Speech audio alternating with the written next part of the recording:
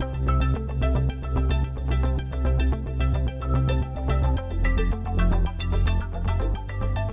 how have what I call the supply chain responded? Well, first of all, I want to look at what I call the representative bodies. So these are the MLAs and the other organisations like that. So if you look at grain growers have some targets they have set, and this is this magic 2030 number. They want a 15% reduction in emissions intensity by 2030. That is their industry target, and we'll delve into emissions intensity more in a minute. They also want to halve the embedded emissions, the inputs, so that's scope 3 by 2040, and you'll see that when we go into the cropping one, why the amount of emissions you're inheriting in scope 3 in the cropping game is huge. And so anything that can impact on that would be most welcome as far as your endpoint calculation goes, and carbon neutrality by 2050, because that's that national standard. If you look at the Red Meat Advisory Committee, now everybody lumps this on MLA. MLA are actually the group that are tasked with implementing it, but it's the Red Meat Advisory Committee that makes up feedlotters and a whole lot of others that came up with this carbon neutrality thing, not MLA. MLA are just the bunnies that have to implement it. They got out of the blocks pretty early, and I think they're sort of regretting it now when they actually realise what that requires. So MLA's carbon neutral 30 roadmap, as everybody's probably heard of, their CN30 program commits to being carbon neutral by 2030. They're now, I hear them talking a bit about climate neutral rather than carbon neutral because of the methane thing that's going on. But in fact, if you actually look at the roadmap that's in there and you look at their stretch targets, roughly half of their pathway to getting to zero emissions is through tree planting on land in southern Australia. And I reckon you've heard boo about that, but that's where about 50%, when I've done my back of the envelope calculations, that's where about 50% of that pathway to carbon neutrality is actually going to come from credits in tree planting. So we might just park that for a minute. It's not going to come from having carbon neutral cattle. Wool didn't have a clue what they were doing, so they just jumped on board what the Red Meat Advisory Committee said. So basically they have exactly the same targets as the Red Meat Advisory Committee. Dairy industry is slightly different. They've looked into it. Well, they've been onto it earlier, and so I think they've got a better handle on it before they were guessing at numbers that sort of Mick was alluding to this morning of how do you influence those numbers. Theirs was a 30% reduction in greenhouse gas emissions intensity, not emissions, by 2030 from 2010-11. So 30% over a 20-year time frame, as opposed to grain growers, which is sort of looking over about a 10-year time frame. So they've been a little bit more lenient or realistic, depending on what frame you want to come from, in what their targets are. But fair to say that each of the representative bodies has a target of lowering emissions. And so it's not going to be something that's going to go away with the just a change in a few people. It's policy that'll be driving this. If you look at the actual supply chain, Richard Eckhart's got lots and lots of examples from overseas. I'll just pull up 3 that I've got here that are local to us. For grains, I've mentioned this one before, Malt Europe, 30% reduction in emissions intensity by 2030 from 2022 baseline. We're still confirming with Malt Europe at the moment. Their senior managers from Europe are coming out in early November, and we're going to sit down with them and actually set a proper number rather than just a 30% reduction type discussion. And the only reason why I can do that is we've actually got some figures on what's fair and reasonable for barley in this part of the world to achieve. Dairy, Fonterra have got a 30%, they call it intensity reduction, so that's emissions intensity from scope 1 and 3 emissions by 2030 from 2018. Greenham's have got one, which I mentioned before, and theirs is if you can reach a standard of 9.2 kilos of CO2 equivalents for every kilo of live weight you produce. So that's what's called their tier 3 standard, and there are lots of other environmental sustainability standards you've got to tick as well, not just the carbon one. But if you clear all those hurdles and you become a tier 3 supplier, they currently will provide add an extra 10 cents per kilo to any beef that you sell to them in live weight. So as I said, if you've got lots to sell, it makes worthwhile. one farmer said that he spent a day and a half getting all the paperwork and stuff together, which seems like a lot, but I think he made an extra $30,000 on the sale to them. So it was sort of worthwhile from that point of view. But I think the message to take out of this is supply chain is trying to come up with these numbers and targets and timeframes as well. And we're just going to see more of this come out in the future. I've mentioned a few times about this idea of emissions intensity, and it was raised earlier because the supply chain have understood that the zero emission stuff's too far away, but efficiency is something that everybody can get on board with. So emissions intensity is simply your emissions per unit of product, whatever that product is that you're selling. So it could be a litre of milk, could be a tonne of grain, could be a kilo of beef. Whatever it is, it's an efficiency measure that they're looking for, and they're setting targets around those efficiency measures. Why? Primarily because of Scope 3, because you're a Scope 3 supplier to them, and they need to try and buy from people that are lower emissions per tonne or kilo of product that you're actually supplying to them. We do have some industry benchmarks. They are pretty rubbery. So for grains, it's between 0.1 and 0.5 kilo of CO2 per kilo of grain. For Malt Europe, when we've been doing some studies, that's the sort of range that we've been in. So it's actually very wide at the moment, mainly because people don't know much stuff. Haven't got very good numbers yet. But AgVic just did some stuff in a framework, a program that they're doing, and that came out at 18 kilos of CO2 equivalent live weight. But they've, I think, made a few blues in that, which I'll talk about a bit later. Prime lambs, you've got that sort of range, and wool, you've got that sort of range. So we do at least have some broad ballpark figures if we're looking at emissions intensity or looking at efficiencies. They're in your notes, all of those numbers as well, plus a few others. I think the main reason or main value I get out of these is if someone's done a calculation and their emissions intensities are widely outside that sort of range, then they've probably entered some data incorrectly. So I find this is a really good first check when someone says, oh, I've done my numbers. Oh yeah, what was your emissions intensity? And they go, oh, CO2 per kilo live weight. I think, nah, you've stuffed something up there, because you can't get 3 with what we're currently doing at the moment, or it's not going to be 30. So it helps you just get an idea of whether they're in the ballpark or not. So where's the value in this emissions intensity?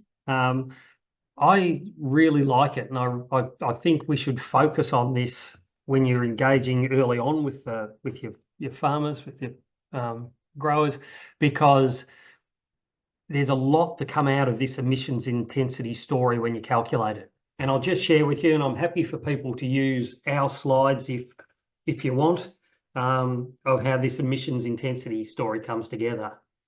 For the beef side of our operation, so we're about half beef, half sheep at home, we've produced roughly around that 700 tons of carbon dioxide equivalents from our beef side of it. We had the numbers. I was actually able to go back to 2006-07 and plug those numbers in. Just remembering, if the emissions intensity, the global warming potential 100 changes for methane from 28 to 27, that line will change a bit, because this includes emissions from carbon dioxide, methane, and nitrous oxide, all converted to carbon dioxide equivalents. That's what the C2OE means. But you can see it's roughly steady. But over that same period, the beef that we've produced has gone from around about 60,000 kilos of live weight to about 80,000 kilos over the same time. So even though it bounces around from year to year, good year, bad year, all that sort of stuff, the trend is upwards.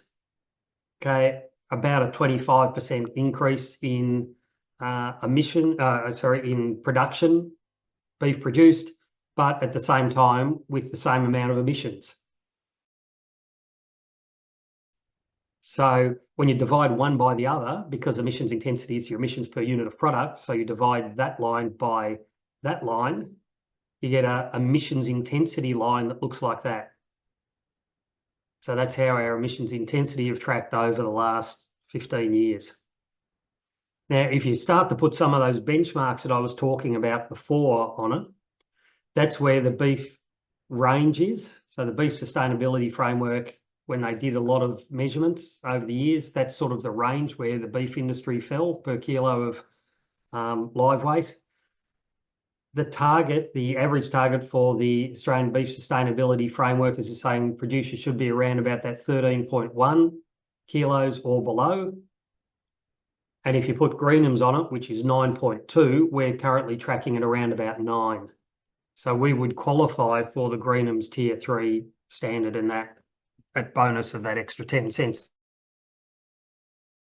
if we wanted to sell to them. So that's where I think the value, if you can start to understand not only your emissions, but also the amount of product that you're turning off as well, this efficiency measure becomes a really useful one. And this is the sort of number that most of the supply chain don't know yet. So they're guessing at numbers, or they're just using percentage decreases over time because they don't actually know what that number is. So the more farmers we've got that credibly know their emissions intensity number, the better position the industry will be to actually set some fair and reasonable targets. What I think about this one is we've done all of this without any fancy counting of sequestration. We haven't counted one tree in getting to that number. That's just been done purely through productivity with available technologies that are out there at the moment that we've adopted over time to get that to go down.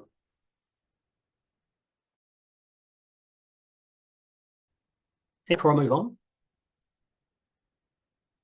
No? Okay, I'll move on to the next bit. All right, I want to touch a little bit from the supply chain because there's been a lot of criticism leveled at them around greenwashing. And that's because there haven't been standards set. So any company could claim that they're X, Y, or Z, and it was really difficult for the consumer to be able to know whether that was true or not. And there were lots of people volunteering, or not volunteering, getting paid to help them in the carbon space, doing the calculations and all that stuff and helping with their claims that were of a great range of credibility and integrity. So to try and address this greenwashing, in 2015, there was a initiative called the Science-Based Target Initiative that was set up. I should say in Australia, both ASIC and claims by people that they're either low carbon or carbon neutral. So in Australia, we do have two regulators that supposedly are keeping an eye on this sort of stuff. Depends on how strongly you think the ASIC and the ACCC actually do their job around this greenwashing. But in Australia, we do actually have a legislated mechanism of being able to chase after that. But the important one is this Science-Based Target Initiative, and they have a subsection of that, which is the forestry, land and agriculture sector. So it's targeted specifically at ag and forestry. It's called the FLAG. And this sets more specifically what the expectations are as far as standardising methods internationally for companies that want to make claims around carbon emissions, carbon neutrality, and auditing and stuff like that. So it's actually a really powerful document. It's voluntary tool that's come onto the market to help straighten up the non-government stuff, the non-compliant stuff, the voluntary stuff, which a lot of companies are operating in. They're not engaged with the government stuff. They're doing this voluntarily. This is helping to straighten everybody up and put them on the right path. To enter the Science-Based Targets Initiative and to get accredited for that, you need to set 5 and 10-year targets, and you need to set a 2050 target as well. So companies in their submission to get registered have to set 5, 10-year targets, 2050 carbon neutral targets as well. They're expected to achieve some carbon removals through sequestration. So sequestration is certainly on the table. It's not just keep reducing your emissions For a lot of companies, they'll say, yep, it's legit. You can go and buy carbon credits, some frustration somewhere else, as part of your claim. That they do put some strict rules around what credits are considered legitimate or not. I'll delve into that in a tick. You must commit to zero deforestation by 2050. Now, that's when we think of deforestation, you probably think more so the rainforests in South America. But Australia's actually got caught up in this because the definition that's going around, particularly by the EU, would snare some Northern Australian properties that are still doing land clearing in an odd way, where they're actually removing regrowth, and that's being caught at the moment under this deforestation definition. All right, so yeah, so part of what's in this flag part of the Science-Based Targets Initiative is that any company that signs up has to achieve zero deforestation by 2050. So that means from their suppliers as well.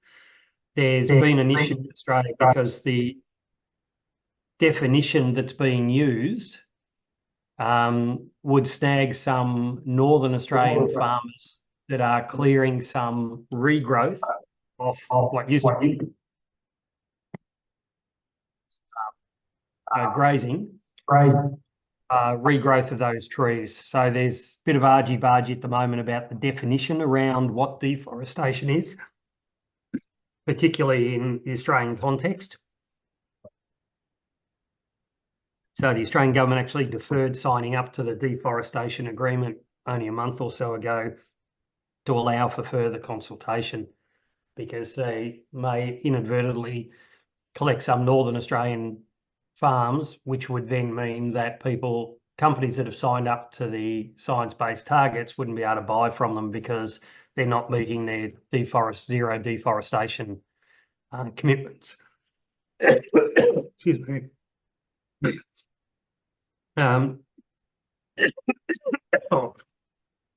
We also need to set targets for for fossil fuel emissions. So they're very hot on reducing the energy side of it, and use in the energy side. With the target by 2050 for agriculture is to reduce emissions by 72%. So remember when I said this carbon neutral by 2050, it's a global thing people are talking about. Some sectors do not have to achieve neutrality, and agriculture is one of them. So there's an expectation to be 72% less by 2050, not zero.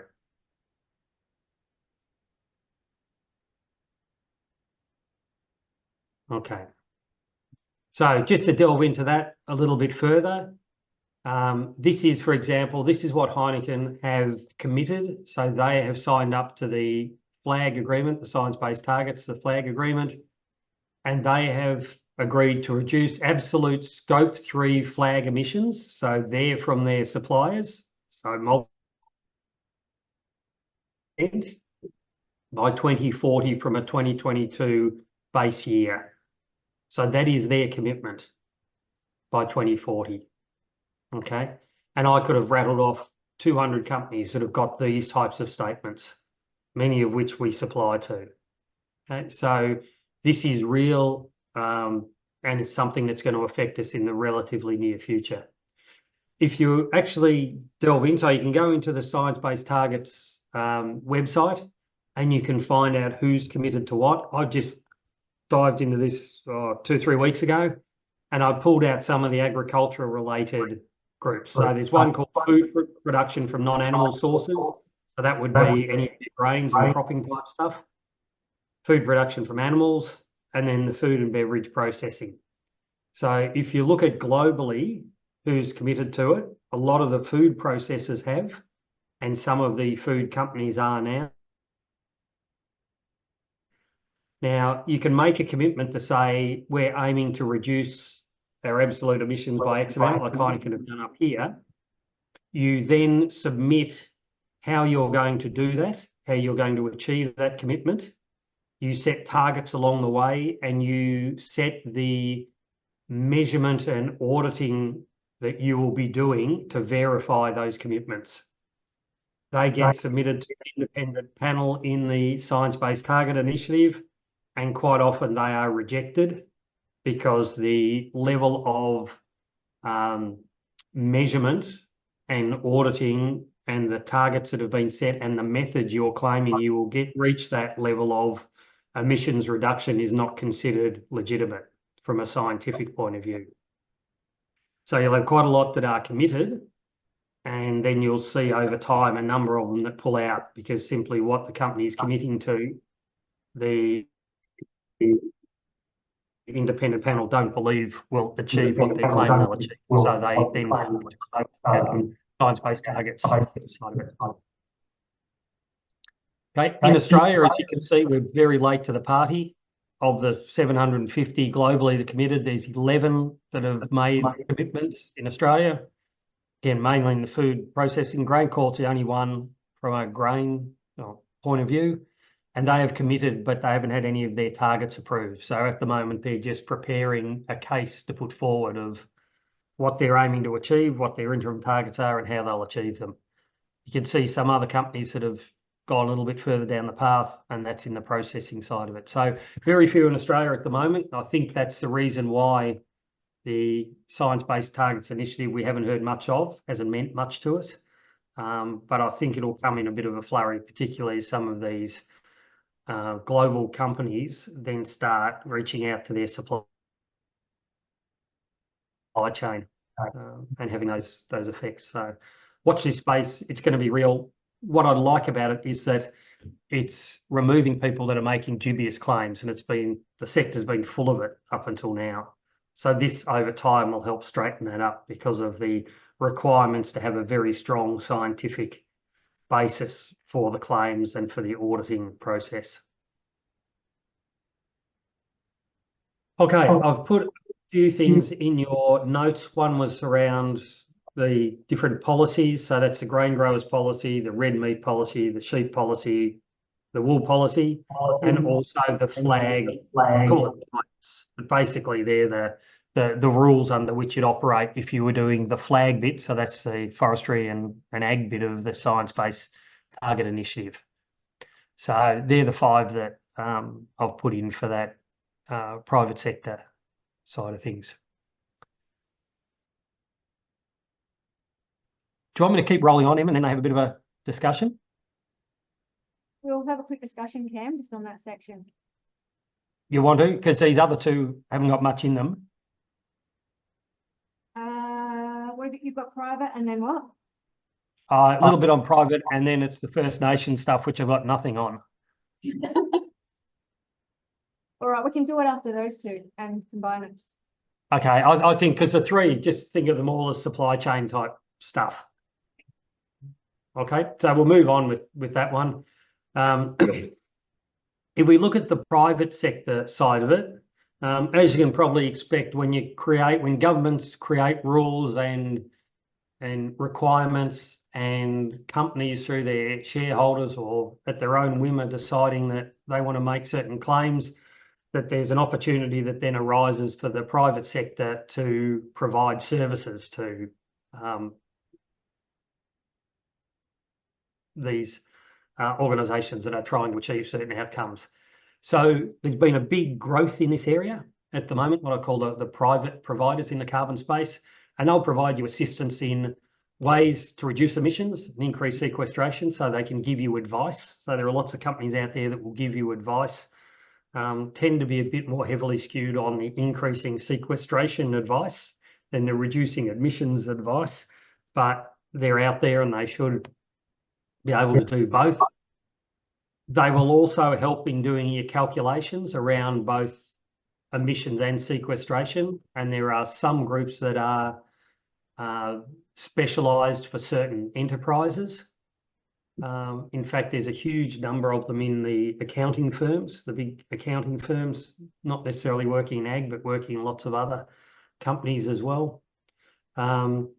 They will help you work towards certification,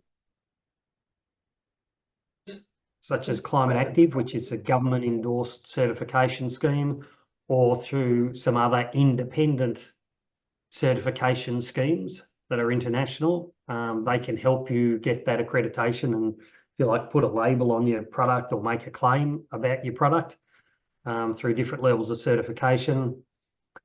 And they're more than eager to help you create and register carbon farming projects if you want to go down that path. So a lot of them are very keen to help you out. Their fee structure is very different. Some of them want to take all the money up front. Some of them will take it all in ACCUs if they're created. They have their pros and cons with that, particularly with the ACCU part of it. It does open up a whole world of then who has incumbents over your land and what you can do with it if they have a stake in the credits that are being generated, as opposed to paying them $1 fee upfront. In Australia, we have what's called the Carbon Market Institute. I don't know if anybody's had any dealings with the Carbon Market Institute. It's a voluntary organisation that's been set up. It's got about 150 members. So a number of the carbon providers are members of the Carbon Market Institute.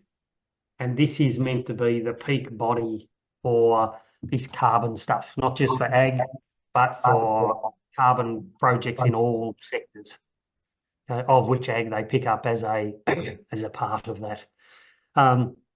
The Carbon Market Institute have developed a Australian carbon industry code of conduct, and a number of those service providers have signed up to that. The code of conduct has got things in it like what you should disclose to a client, what you can and can't do, advice, integrity, credibility, all of those sort of things. Now, it's a voluntary code of, and as good as code or bad as code of conducts are, we had a code of conduct for the banking sector, and then we had a Royal Commission. There's a voluntary code of conduct for the supermarkets, and then we're having a supermarket inquiry. So code of conducts, take them as you see fit, whether you think they've got any value in them or not. But you'll see some carbon providers in Australia have this sticker on it, Australian code of conduct, as part of it. Just what that really means, I'm not going to make a claim on. I've just put these next two slides up because you may recognise some of the private carbon providers. So that's just a few. These were the initial ones. So you may know names like Carbon Friendly that have been around for a decade or so. AgriProve's pretty active at the moment. But there are lots of different carbon providers out there. Anybody can put their shingle out and call themselves a carbon provider. Call myself a carbon provider tomorrow if I wanted to.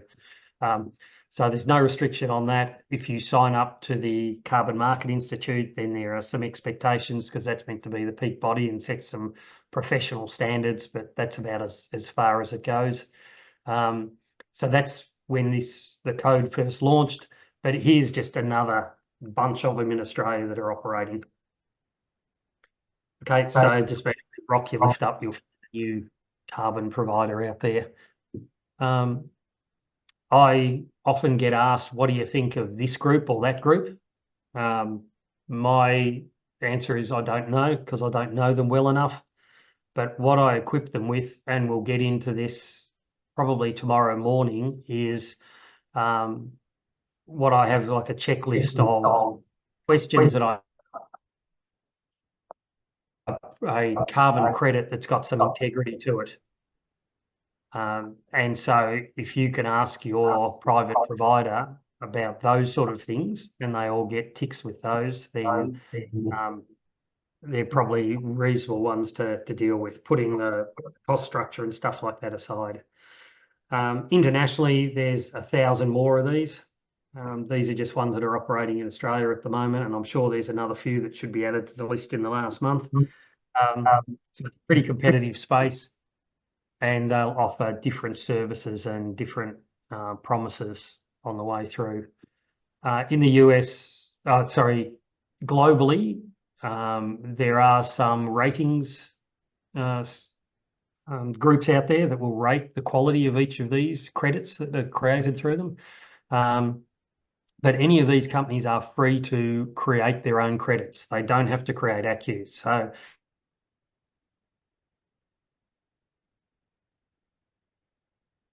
and around the world, there are some governments that issue credits under the government's name and therefore government backing. Australia has one for Australia, but if you go to the US, there is no US equivalent to ACCUs. But some states in America have created their own carbon credits. So California has its own carbon credit scheme, but not all states do. And this is the same all around the world. Some governments do not run carbon credit schemes. So Australia's a bit unique in that side of it, that the Australian government sort of got in first, created a big market, which is, I think, limited number of private operators that are out there. But we'll explore that a bit more. Okay, and so with something like this, it's quite possible for people to claim carbon neutrality based on the calculations that a company may have done, and using certain rules. So there are different ways that you can claim carbon neutrality, and it doesn't have to have anything to do with government. And an example that I've just tossed in here is, people may have heard of Jigsaw Farms, Mark Wood and Eve Cantor. For a number of years, they were claiming carbon neutrality, and they were claiming carbon neutrality on the back of a research paper, peer-reviewed research paper that was published in 2006. So Natalie Doran Brett did that one. I've stuck that in there so you can see the calculations or the lengths they went to claim carbon neutrality for Jigsaw Farms. It's interesting that Jigsaw Farms now, another report's been done, is no longer carbon neutral. Two of the issues that have altered that status is one, when this one was calculated, they used methane at a global warming potential of 21, and now it's 28. So it's 30% higher, even though they can theoretically running exactly the same number of animals, they're emitting 30% more, and their trees have matured at a way that they're not capturing as much carbon as was envisaged. So just put this one up to just warn people about the claims of carbon neutrality. With the moving of the goalposts and the more stuff that we learn over time, some of those claims can be difficult to justify over time, and certainly can change over time. So you think you're carbon neutral and you're not anymore.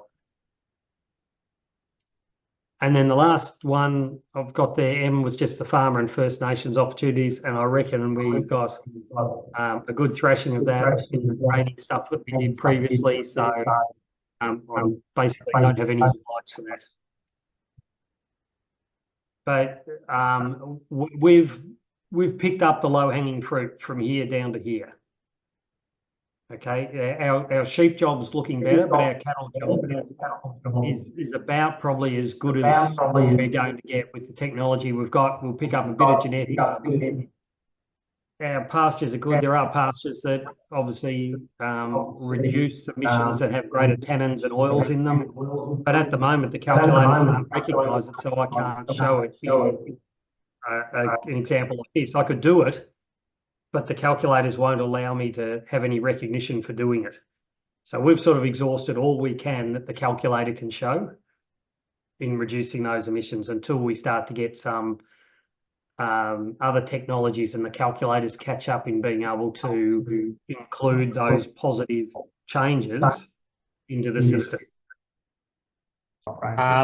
Depends how credible you want to be with them. We can't create ACCUs out of it, because our trees have already been planted. And when you talk about additionality and newness, we don't qualify for any of that. If you wanted to make an estimate of the carbon that has been captured of the recently planted historically that we know are still growing and capturing, yep, we can do that. We'll talk about that tomorrow when I get you to do some runs on full cam from a tree sequestration point of view. But all of those are non-government. So the claims we might be making either with our soils or with our trees are not to create ACCUs, but potentially to create other types of voluntary credits that whether the marketplace accepts them or not is entirely up to the marketplace.